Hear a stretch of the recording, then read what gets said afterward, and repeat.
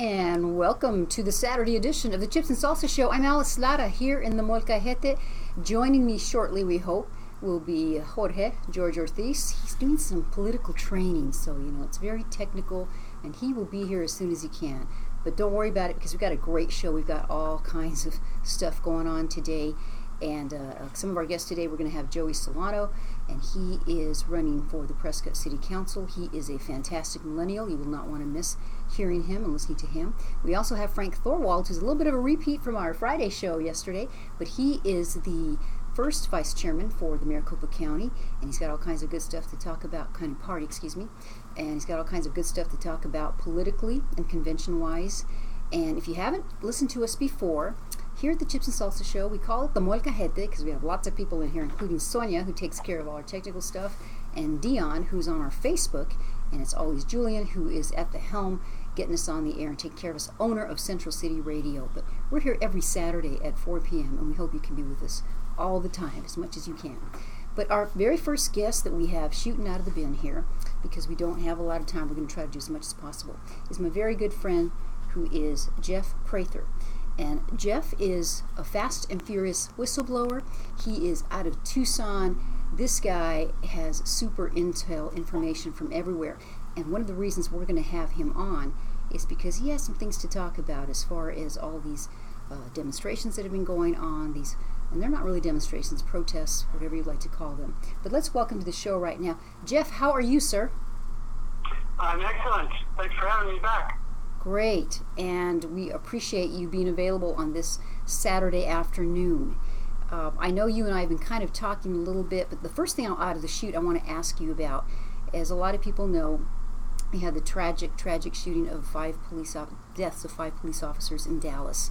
And last night here in Phoenix, we had some protests of our own, and I don't know if you got to watch any of that, Jeff, but I was a little nervous watching them. I didn't like the fact that they were going onto the freeway. We had a city councilman, in fact our mayor Greg Stanton even said, really guys, it's not a great idea to make this happen, but they went ahead and did it anyway.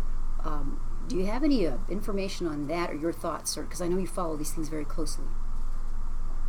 Well, certainly as a ex-DEA special agent, I'm praying for my fallen brothers and their families. But, we also had an officer-involved shooting yesterday in Tucson as well. And the day before that, 2 police officers shot in Georgia. So police officer shootings are up 44%. So that's almost half as many because this Department of Justice, starting with Holder and then following up with Lynch and the Commander-in-Chief, setting the example, has really declared war on police. And the shooting you had up there was 2 miles. It was at a Walmart 2 miles away from the protest, which isn't very far. And the entire Black Lives Matter, hands up, don't shoot thing starts with Ferguson. Ferguson was proved to be a total false situation. It was not a bad shoot. It was totally proven to be a good shoot. So these officers that are being slain around these demonstrations around a false cause have nothing to do with real race relations. This is a movement by the collectivists, the fascists, the communists, whoever you want to call them, to use race relations to destroy law and order in our country. And that sounds pretty wild, but we now have evidence of that. And Jeff, as you know, recently here, the whole Loretta Lynch and Bill Clinton meeting, but as I understand it, our Attorney General Loretta Lynch was here meeting with our Phoenix Police Department, and the idea is maybe are they trying to federalize the police department? I mean, what can you say about a possible connection with that? Well, you're exactly right. She has several projects. One of them is called Safe Cities, but basically, what they did with Arpaio was they threw about 12 lawsuits at him, and he used to be the DEA SAC, I know him, especially didn't charge, until they finally got something to stick, and then they put a DOJ monitor in his department, just like they're having DOJ monitors in public schools.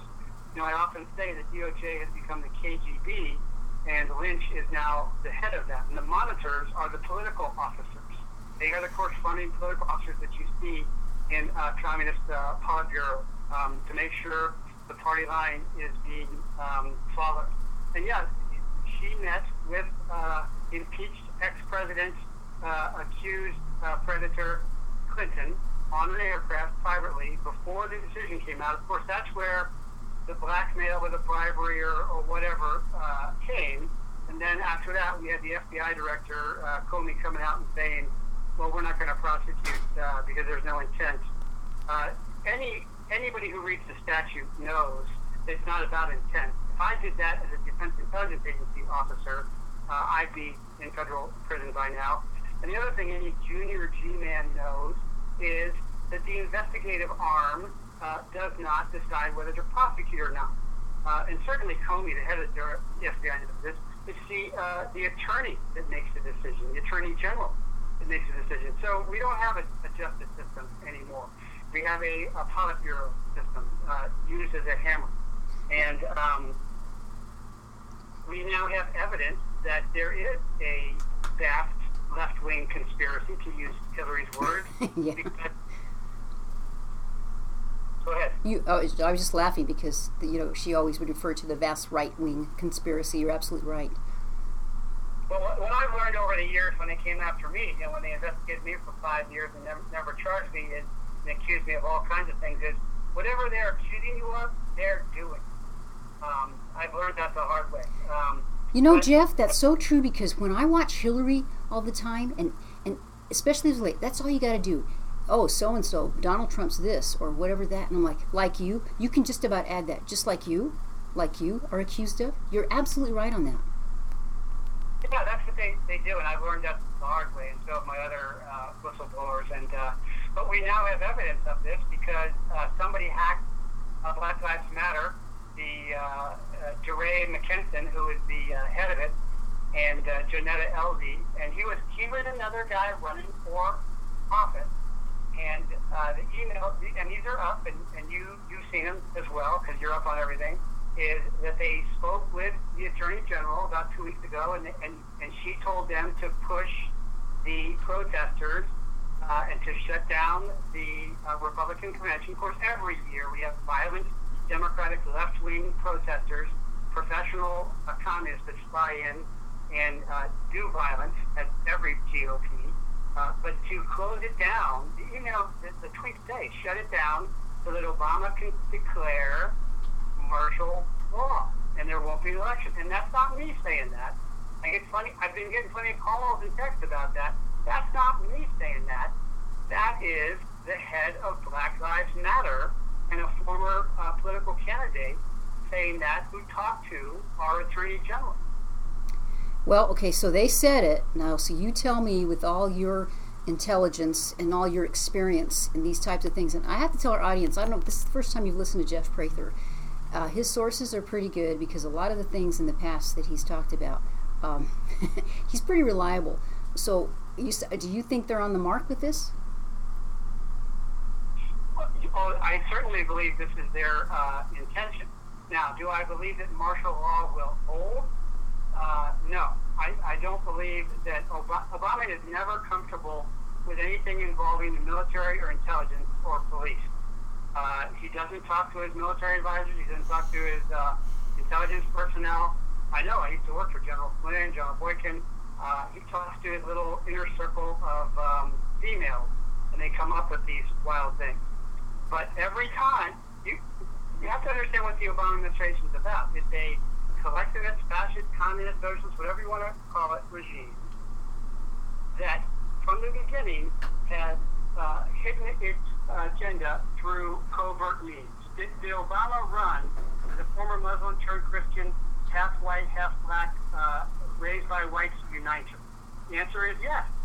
And I think the people of America elected him because they wanted to move past the sins of slavery. But is he that? No. What did he open his administration with? Covert international gun running scheme of Fast and Furious, which killed some of my other law enforcement brothers. What did he ensure his re-election with? Well, he was trying to reinsure his re-election with, and then it fell apart, and he hid the information with a false story about a video right along with CNN, and what was that? That was Benghazi. And so what do we have going on now? We still have Syrian, Libyan gun running going on, and we have Fast and Furious guns showing up in Paris at the ISIS shooting and the Texas cartoon shooting. And you were telling me, so the Paris shooting, those guns came from Arizona. They originated from here, right? Some of those gun parts, which make the guns work, are from Fast and Furious. Yes. Yes. Wow. And the same thing with the Texas shooting. And so what I'm saying is these things are all connected. If there was no Black Lives Matter movement, then there would be no people out there. Then there would not have been police out there, and then no police would have been shot. And I'm also saying that 2 miles away from the shooting in Phoenix last night is a connection as well. Because we know clearly that the Obama administration has a penchant for guns. They love guns as long as they have them, and they love to do covert operations with guns. And now, so now we see Black Lives Matter saying, "Hey, we're going to try and get martial law declared." Based upon the first term and second term history of the Obama administration, that makes total sense. Jeff, we just have a couple of minutes left, so before we run out of time, would you please give your information if people want to contact you and get a hold of you? And we hope to have you back on again for a further update. And take a minute if you have any other updates you'd like to give us. Well, there's always hope. I don't think martial law would hold. No Obama scheme ever works. It always falls apart. But I think there's going to be lots of massive voter fraud. But anyway, people can get a hold of me at 520-241-7690. That's the Warrior School number, or they can go on to pratherdirect.com to see some of my training videos, or warriorschool.com. I do a Prather and Pizza quarterly, which is a 3-hour event where I'm ranting with videos and pizza. And I'd like to come up there and do one with you, maybe with tacos or something. You need to. We'll have plenty of chips and salsa. You could do the show, then right after the show, we could do a Prather and Pizza. I think that's a wonderful idea. Let's talk about that another time. Hey, thank you so much for being on the show. Really appreciate all your information. Hope to have you on again. And you take care of yourself, Jeff, okay? Stay safe. You too. Thanks. Thanks. All right. Well, thank you so much to Jeff Prather. And that was, you can reach him at pratherdirect.com or 520-241-7690.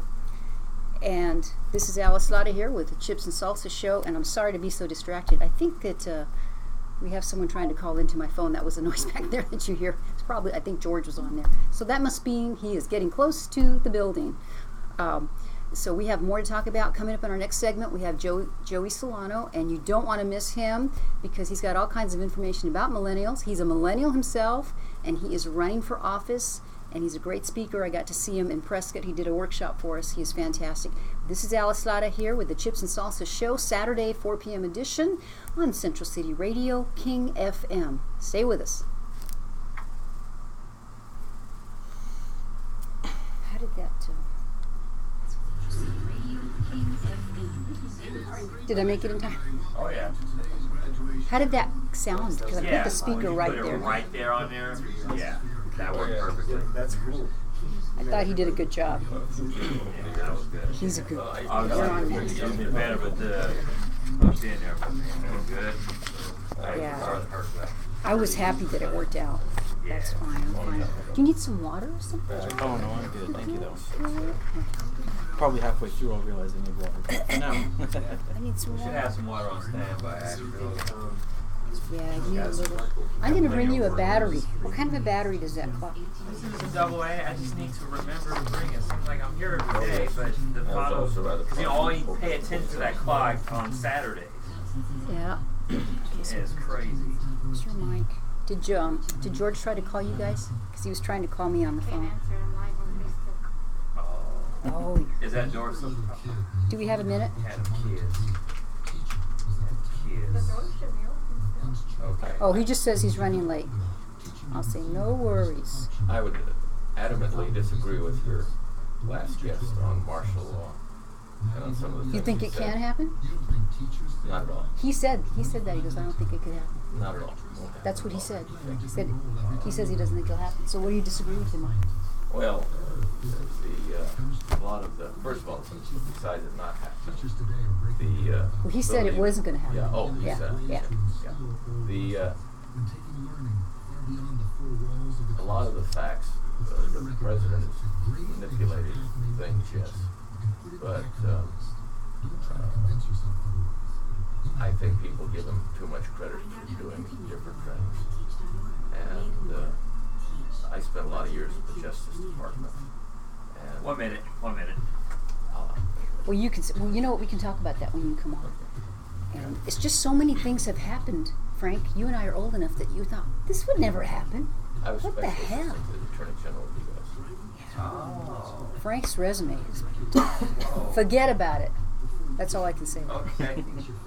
Cool. You as a millennial. Let's see. What are we? We're baby boomers, right? This man, you need to spend some time with him, and you will just get some really cool history. I know, and he's sharp. He knows a lot of the history. I'm representing. What was my generation? I think mine was Generation X. I think you're I'm an an Xer. X. Yeah. And then, What were we known as? I forget. I'm prehistoric. Huh? Prehistoric. Well, yeah. baby boomers, then X, Y, and Z. And you're Yeah, not Z. Y You're is millennial. Y. Yeah. So Z, XY. Z they don't really have a name All right, for yet. stand by. We are on it.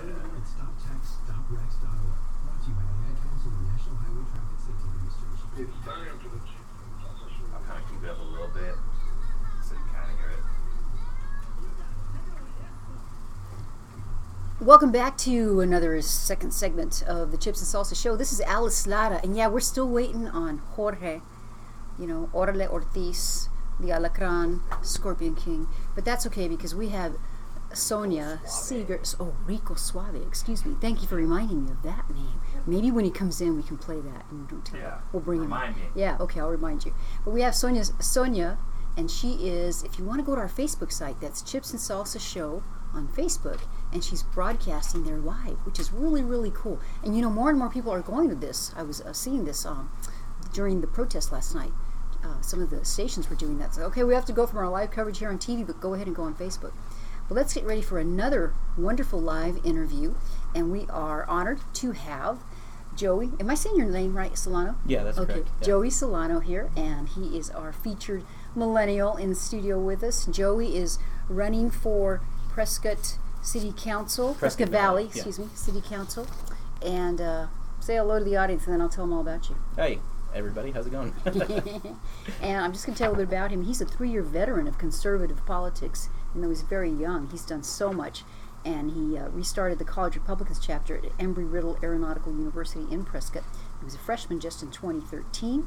And since then, he's helped the chapter grow into one of the strongest Republican groups in northern Arizona, become active as a precinct. He was chairman at the Arizona Federation of College Republicans.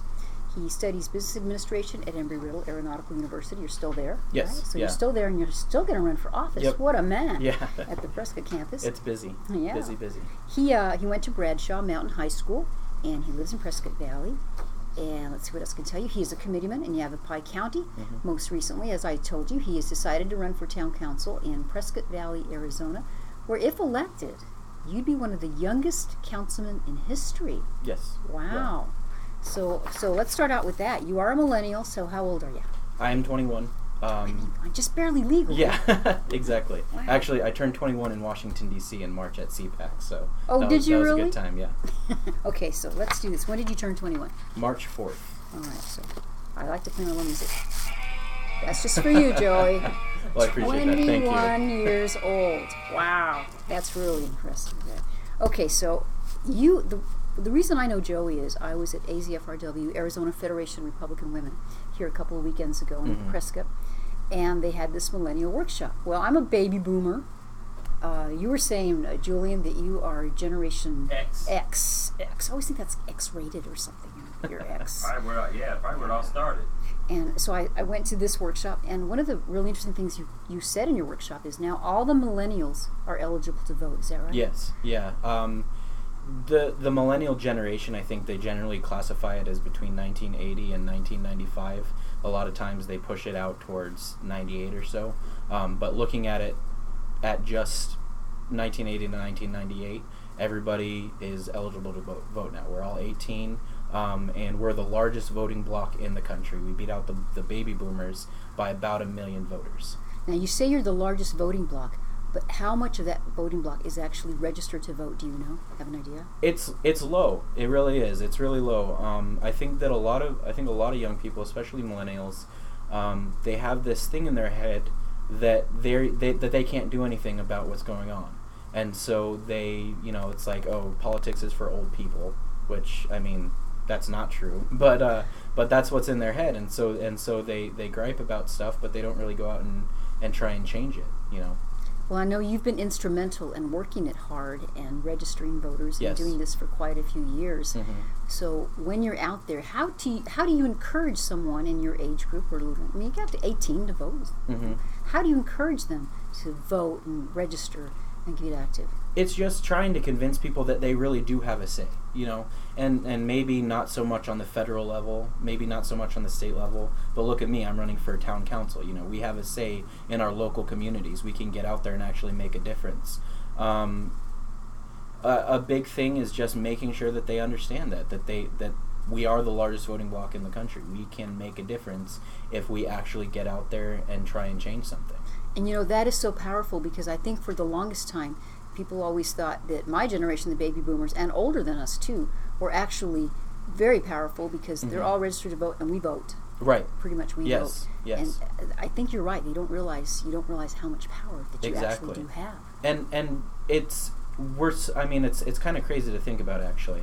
Despite the fact that there are a lot less of us percentage-wise that do vote, we've pushed the last two elections, 2008 and 2012. If you look at Mitt Romney's loss in 2012, if voting had started after the age 30, Mitt Romney would have won by about 4 million votes. But obviously, it started 18, and he lost because of that. Because of that shift down in the lower ages, in the millennial voting bloc and everything like that. Well, let's talk a little bit about you.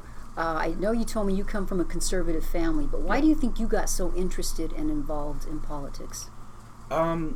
Personally, I love history. I love American history, and I think that loving, looking at history, looking back at what the framers intended our country to be, looking back at what our country used to be, I think it's a natural step to get involved in politics, because politics today is history tomorrow. You look at senators. I like that. Say that again. Politics today is history tomorrow. This is what's going to be in our history books that our kids are going to be reading. What we're doing now. And it was kind of, I was in an AP U.S. history class, advanced placement U.S. history class in high school, and it was kind of interesting to see because they were talking about stuff that was happening with Bill Clinton when he was president. And this, that was only, at the time, that was only 10 years prior.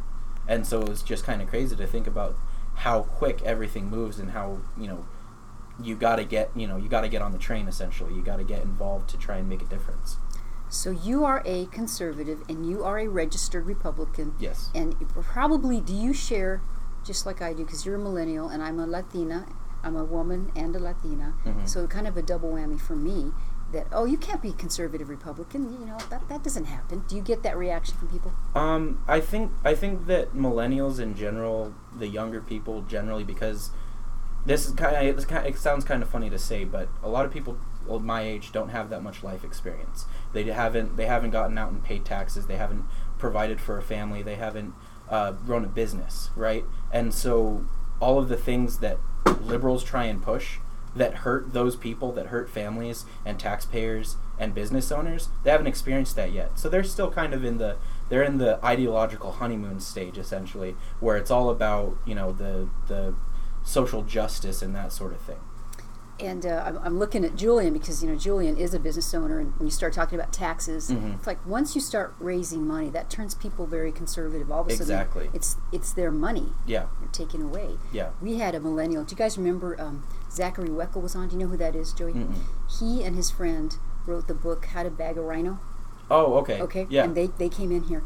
And I said, what's a message that you have to other millennials out there? He said, they are stealing your money. Yes. Absolutely. I mean, and it's crazy, too. And this is one of the reasons why I wanted to get involved in local politics in the town of Prescott Valley, because a lot of people they keep their eye off local politics, and people don't understand that government can be corrupt regardless of the size or the level of it. And so we had the Prescott Valley Town Council pushed through a sales tax recently, and it was just 0.5%, right? It doesn't sound like that much. My dad, I run a carpet store with my dad, and we've already lost customers because of a 0.5% sales tax increase. And that means that that's money coming out of our pockets beyond the money that the town is taking when we actually do conduct business. So it's true. It absolutely is true. They're stealing your money. Well, and it's on a big ticket item like that, it all adds up. Just other taxes, Exactly. If you're a homeowner, and the schools raise taxes and all that. Now, we're already time to go to our other segment. Can you hang on a little bit longer and stay with us in the next one? Yeah. Okay, great. Well, don't go away because we have more. We have also Frank Thorwald in the wings. He's going to join us. Hopefully, George is still on his way. He'll get here as soon as he can. But please stay tuned to more of the Chips and Salsa Show here with Alice Slada, the 4 p.m. edition on Saturday. Don't go away. Goes fast, huh? Yeah.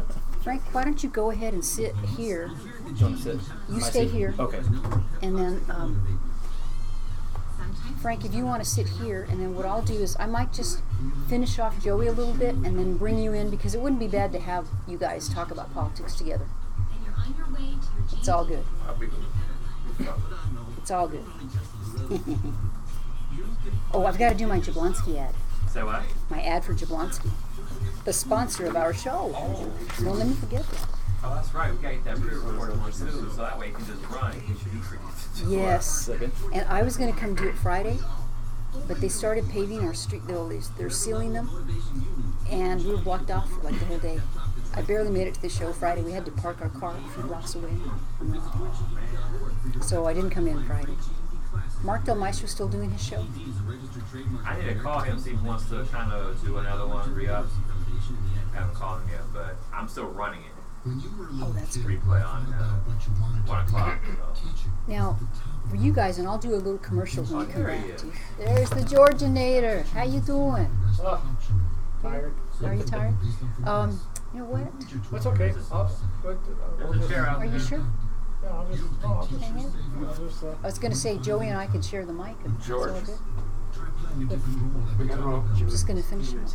Okay. Yeah, that's good. Thanks for coming. You got to take off? Hey, thanks for coming. Come hang out with us again. All right? looking forward to listening to the final call. Oh, great. Wonderful. Podcast be ready for this weekend. Awesome. Is that guy still in his office today? Or? I haven't seen him yet today. I want to thank him. I haven't seen him either. I saw him last night. He has a cable thing that I want to show him. Yeah. For politics and stuff. Yeah. That Frank might be interested in. Oh, okay. Give me your business number, 480. Yes, 480-776-5760. Okay. I'm going to do a little commercial for you. I'm going to come in and do a Jablonski commercial. So who was the gentleman that was here? And then I'm going to... He was my red. He's the president of the ASU College Republicans. Oh, okay. Do you have a ride back? Yeah, they're on their way over. We were at the Young Republicans was doing their state convention today, so we were. Oh, over you there, could talk about and that. then we came back over. Not absorbing the- I actually don't know much about the Young Republicans. I do College Republicans, so Oh, okay. we're separate. But you went to the function? Yeah. You can talk about the function. I saw that, and I thought, oh, that'd be neat if I could go to it. How old do you have to be now to be a young Republican? Young Republican is 17 to 40. Oh, 40. Yeah, so it's a pretty broad swath. College Republicans, just anybody who's in college, obviously. Good for you. When I was working at the radio station in '94, I used to book this gal, Michelle. And she was head of the Young Republicans. Mm-hmm. And at that time, she's in her 30s, but they kept expanding it so they could keep her running. I want to talk about later because this ward is we're talking about something different than at the county level. Okay. Today's Myron's birthday, too. Oh, the rest birthday? He's coming in to do a show. Everybody brought a cake in that room? No, I wish. I've got some.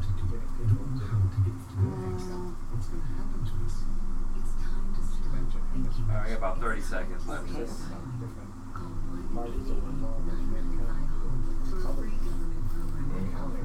Ooh, free government program. Isn't that wonderful? Free government. More the merrier. Ain't free. I'll talk about something else too on the all these protesters and stuff.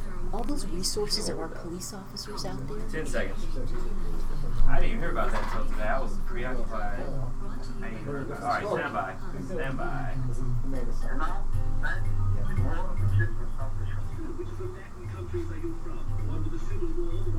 All right, here we go. And I have plenty of funny hats at home. This is Alice Lara, and you are listening to the Chips and Salsa Show here, the Saturday edition on Central City Radio, King FM. George has arrived. Say howdy, Alacran.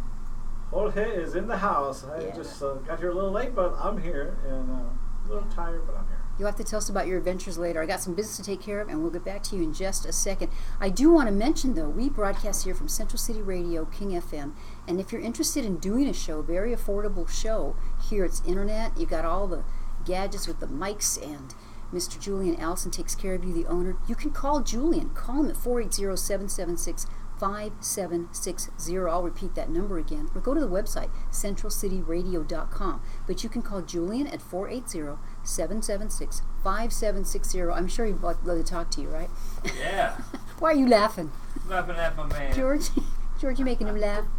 And the other thing I'm so excited about, for this month, we have a great new sponsor. We talked about them last week, and they are the Jablonski Real Estate Group. And ma'am, they are our newest Chips and Salsa Show sponsor, and I know these guys personally. It's a husband and wife team, Jessica and Jeffrey Jablonski. I'm going to spell their name for you, Jablonski. In fact, they are great neighbors of ours. Their team consists of specialists in each area of the business, with agents that specialize in first-time home buyers, investors, luxury, etc. And their goal is to meet all your real estate needs, and they really do. They really do. Now, I would recommend Jessica and Jeffrey to anyone looking to buy or sell. And maybe you're like my husband and I. Mark and I, we're not really thinking of, we're not ready to sell our house, and not thinking of doing that. But you can still connect with them and weigh your options. It's always good to know your home values, and you never know what the future may hold. If George and I have to move to LA next week because this show goes national, we'll be ready. We'll just call Jessica and Jeffrey and be ready to rock out. You can check out their website, jrealestategroup.com. That's jrealestategroup.com. They've got another cool website, azhomevalueestimate.com. And what this site does, you can put your address in and you get an instant estimated value. You should really try it. It's pretty cool. So call Jessica or Jeffrey at the Jablonski Real Estate Group, 480-420-3777. That's a really easy number. So again, that's Jessica or Jeffrey at the Jablonski Real Estate Group, 480-420-3777. And now we'll get down to some business. Hey, George, welcome back, man. You made it in. How was your training? It wasn't as hard as I thought it was going to be, but there's a lot to remember. You have to be able to go to at least 6 to 7 polling places, and then handle any problem that comes up with their e-poll machines or their. What is this for now? Tell the audience. It's a troubleshooter for the county recorder's office.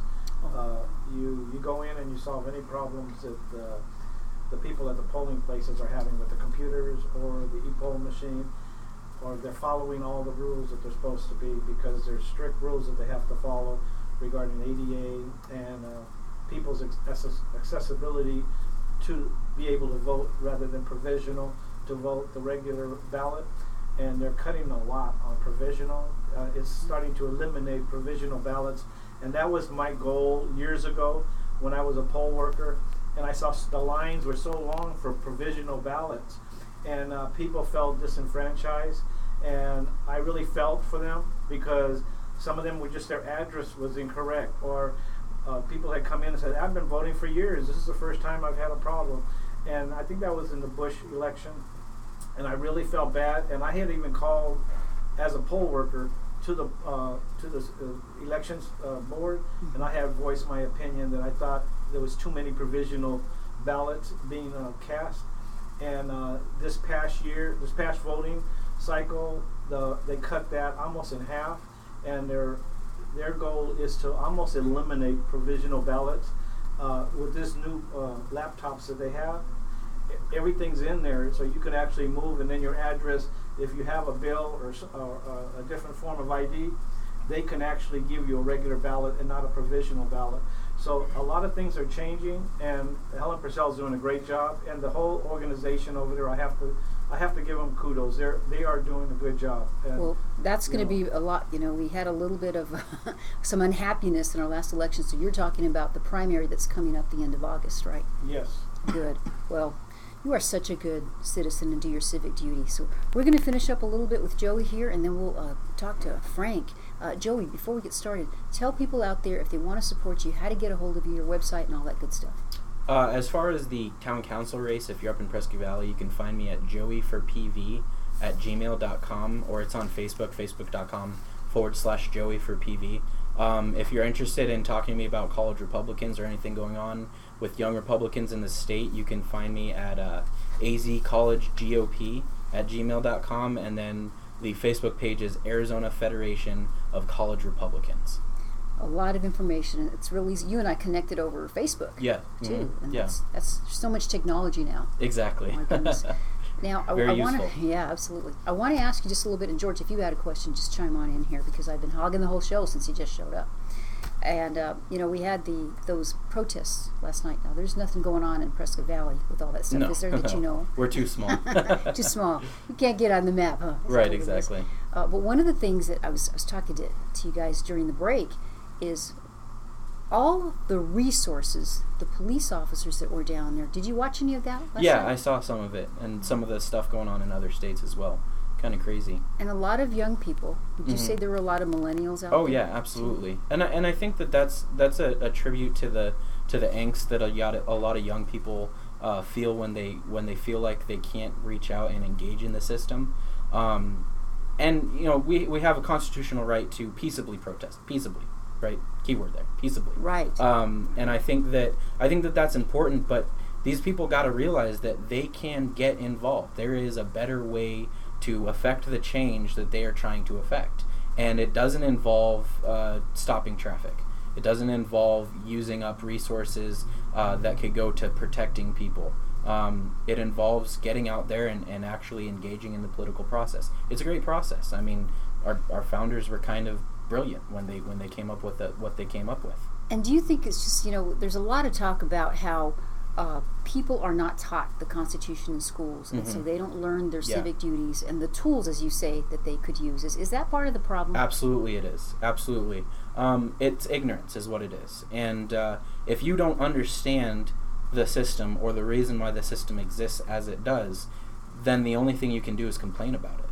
And we see it so often with voters when they just vote for the guy who's got the best smile, or they vote for the person who's got the catchiest name or something like that. We're not voting out of an educated position, and so we're really not engaging in the system. And then you get no representation that way. So what's your recourse? Well, the recourse is to get out and get educated, understand what's going on. One of my favorite things to do is I'm up in Congressman Gosar's district, up in Congressional District 4. My favorite Arizona congressman. I love Congressman Gosar, yeah. But he gives our College Republicans chapter hundreds of constitutions every year. And what we do is we hand them out to people. These are little pocket constitutions that have the Declaration of Independence and the Constitution in it.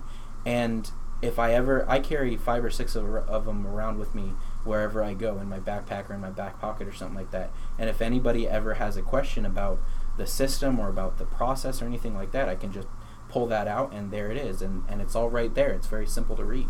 You are a fine American. Now, you said you're here also in town because you attended a Young Republicans event earlier? Yeah, the Arizona Young Republicans League had their annual convention today. So they had Congressman Gosar there, they had Congressman Schweikert there, Arizona State Senator Debbie Lesko was there, and then also one of the speakers was from Market Freedom Alliance, which is a local 501c4. And we just have a minute. You want to give us a takeaway and then say your information again. Okay, I think the most important thing, especially coming from the position of millennials, if I could say one thing to millennials, get involved locally. Because it's the easiest place to get involved. It's the thing that nobody pays attention to, and it's the place that could hurt you the most. That's the most important thing. Get involved locally. If you want to contact me, it's joey4pv@gmail.com or facebook.com/joey4pv. And then as far as the college Republicans go, azcollegegop@gmail.com and the Arizona Federation of College Republicans on Facebook. Thank you, Joe. You've been a fantastic guest. We hope you'll come back again, maybe be on our Friday show. This would be great. Yeah. And stay with us, folks. We still have another segment. We're going to talk to Frank Thorwald, and George will be on again. And keep listening to the Chips and Salsa Show here with Alice and George. You can hang around. How's the school board elections and county, all the little small elections going on? Are more people getting involved? Yeah, I think not so much younger people. I mean, Yavapai County is 50% over 55, so it's really difficult to get younger people out there. But my campaign, actually, my race, one of the guys that I'm running with, he's only 25. So I'm 21, he's 25. We're both running. We're running with another gentleman who's, I think he's in his 40s, but he's still younger, very conservative. Yeah. Mm-hmm. Yeah. I'm glad to hear that, because we need more young people involved. Absolutely. In those elections that, like you said, the smaller elections, but they mean so much. Exactly, because yeah. you get affected so much in the community with those elections. So Yeah. I'm really glad to hear that, and if you could promote that more and more in the area, that'd Absolutely, be great. yeah. That's what we're trying to do in most of the areas as chairman of the Yeah, definitely. chairman. Oh, thank I'm you. chairman of the LD and, Oh, are you? Okay. Yeah, I actually ran for vice chairman up in Yavapai County, but I got beat by one vote. One vote by a woman who was in the state Senate and state house for a total of 16 years. So I felt like I did pretty good. well, it could be that she was running because she wanted to go to the convention. A lot of the politicians were running to be. Yeah. Now, in the off year, you could probably get in better. Mm-hmm. It's not a presidential election. Right, exactly. And you would do good as an LD chairman. Anyway. Yeah, you'd make a great We just do chairman. the county up there because it's just LD1, yeah. Okay. But Well, wish you luck out there. thank you, I appreciate that. It's nice to see young people doing Yeah. good. We try and get out there and get more people involved. Just a so. few things he's done. Just a few things. You don't understand. You probably do. You guys are going to have to rebirth our party. Yeah. That's why I said And so important. That's So why I said important. great Yeah. story. I want y'all to connect. We've got a millennial muchacho, Preston Moretto, I told you about. So sometimes he's on TV. He's Oh, yeah. formerly from St. John's and lives in Nevada, California, by San Francisco. Yeah, this was really fun though. If you ever, I would love to either call down or come down or something like that. And if you ever want to talk about specifically like college Republican stuff or anything like that, It's hard to get to be an um, advanced person. I'm sure that your listeners would love to hear what like the ASU college Republicans and stuff are doing. I So. would love every show at least to give a little update. Even if you call it, whenever you're going to come in town, let me know. Okay. Because we have the Friday show and Saturday. And the Saturday show, yeah. I'll keep you updated though, for sure. Please do. Yeah, and the guy who was here earlier, he's the ASU CR chairman. Do you want me to give up my seat here? You can stay if you'd like. I'll just hang out on the side. That way George, you has want his own George, seat. you want to get a Oh, mic? that's George, why don't you switch places with cool to Joey? have somebody that accomplished in my office. Thank you. Studio. That's pretty cool. Yeah. George, you want to introduce Frank? Oh, yeah. It's Myron Jackson's birthday, so if you want, we can say happy birthday to him. Happy birthday. Were you able to get a hold of that guy? What guy? Larry? No, I don't think he's here. I haven't left the studio. You yet. guys need to do a show with him. Anyway, 10 seconds. Yeah. I agree, Alice.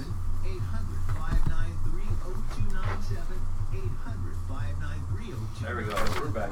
And now back for more chips and salsa. Well, sir, while I may not agree with what you say, I'll defend to the death your right to say it.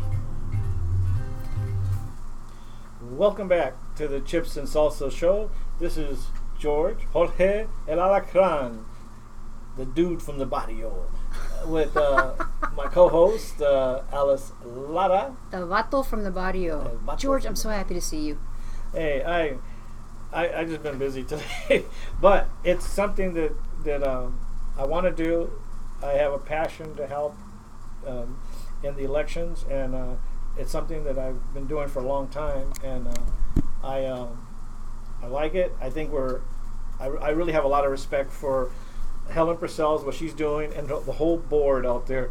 Everybody it's nonpartisan. Everybody from different parties, and they don't look at the party they're with. They just look at working for the election and what they're doing as troubleshooters and board poll workers. They do need a lot of poll workers coming up.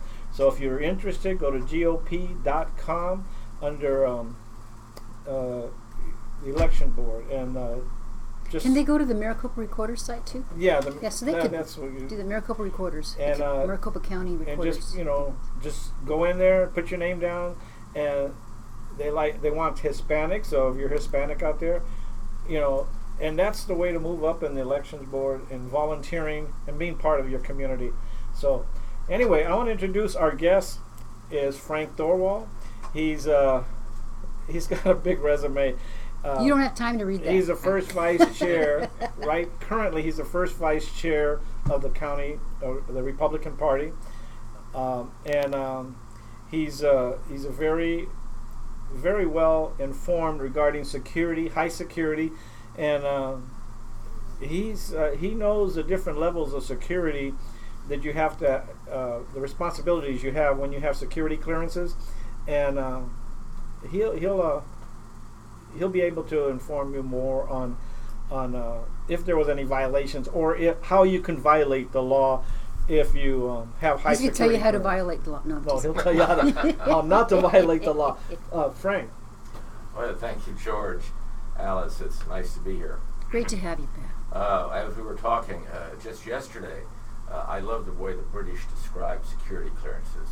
Code word clearance is the highest level you can get. And the way the British describe that is that information is released. It can bring about the destruction of the planet. Now, top secret is a little less than that. That can only bring down your own country. So that's kind of a way that the British use to give people a good idea of what it is that they're entrusting them with. And when you have somebody like that's been First Lady, been the Secretary of State, putting things on her own server, which is far less secure than... And a former senator, too. Yes, far less secure, as the director of the FBI said, than Google.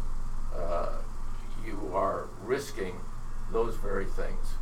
And I personally think, from everybody that I've talked to, that it's not... that the director of the FBI has actually done the American people a service and the Trump campaign a service. Because, as your previous guest was saying, it's the Attorney General of the United States that determines whether something is going to be ultimately prosecuted at that level. And if they'd turned it over, the Justice Department would have looked at it for 4, 5, 6 more months. The election would have been decided. Nobody would have been able to talk about it. She would have hidden behind it. Now, everybody can see it. Congress can ask about it. The presidential candidates can discuss it. There's nothing legally that she can hide behind. So I think it's good that American people will actually see what's really going on. And Frank, I love that point that you make, because until you said it last night, I really didn't think too much about it. And that's great. And if they'll use it, we just got to hammer it home with all those points. And what about the Clinton Foundation? I mean, there's other things that they can go after her on. Should they do the same thing with that? Well, there's so many things. I think they've covered themselves very well. There's a lot of issues out there with regard to where the money's come from for those things. I mean, the whole Clinton era has been that way from when he was governor. But of course, nothing has ever really been found. But you can, in politics, people can insinuate anything, no matter where you are or who you are. Just like you and I were talking off the air earlier about your previous guest, or your earlier guest, when he was talking about martial law. See, to me, that's the reason I don't like that is because it's inciting more things that are really impossible to happen. It takes people's eye off the real issues that need to be out there and get them worried about something that doesn't exist. And I'll give you an example. People think about what's going on right now. 1960s, when I grew up, Martin Luther King assassinated, John Fitzgerald Kennedy assassinated, Bobby Kennedy assassinated. We had the Cuban Missile Crisis. We had the Man on the Moon. We had the Vietnam War. We had the Kent State riots where people got killed. We had riots all over the nation regarding civil rights. Does that even compare to what we've got now? There isn't even a beginning of that. Well, and I was a little girl then, but I remember that, and they were tumultuous times, and people were pissed, and the universities, they were having protests, but those were a little more peaceful. And we did have Kent State University, and some kids actually died. But today's world, it's so focused on the police, and now we have social media, we have so many things that are out there. And do you think that's why people get worked up in a frenzy? Because we've almost got too much information overload. And I mean, I can't keep up, and I'm a political junkie to the max. It really is overload for people, and too many people talk about things that can't happen, about issues that are absolutely nonsense. If people really understood the Constitution and the laws behind it, they would recognize that clearly. There's a great publication by the Heritage Foundation that came out last year that Ed Reese chaired, and it's a guide to the Constitution, and a layman can read it. It talks about the basic rules for the Constitution and all the changes over time and what that meant. Yes, and I still have to read that book. We've got 1 minute left. I can't even believe it. And I hear what you're saying. However, would you ever think that our president would kind of just let us have this big, giant, open border? There's so many things, and I think that's enough to tell people to become worried. And so I understand what you're saying, but I'm just saying that it's out there. Well, yes, it's this president, but it's not just this president. It's been the Democratic Party. Back in the 1980s, we talked about building a fence, and we had issues back then. We tried to get the money from Congress. They wouldn't let us do it, and that's the Justice Department. Great. Thank you so much for joining us. I know we have about 30 seconds. George, you want to close it out? Could I just say a couple of his qualifications? Fast. They're fast. He was a consultant to President Reagan's Child Safety Partnership. This is Frank Thorwald. Special advisor to Reagan-Bush campaign, assigned directly to the White House to manage problem resolution and strategic advance planning for presidential and First Lady campaign events. He managed special VIP events for the Republican National Convention. He was the director of public affairs for President Reagan's task force.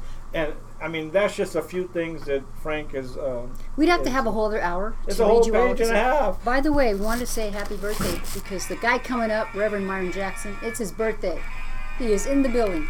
Thank you for listening to the Chips and Salsa Show here with Alice and George and special guest Frank Thorwald and Joey Solano. Take care. Have a wonderful weekend. Hey, George. Did we make it?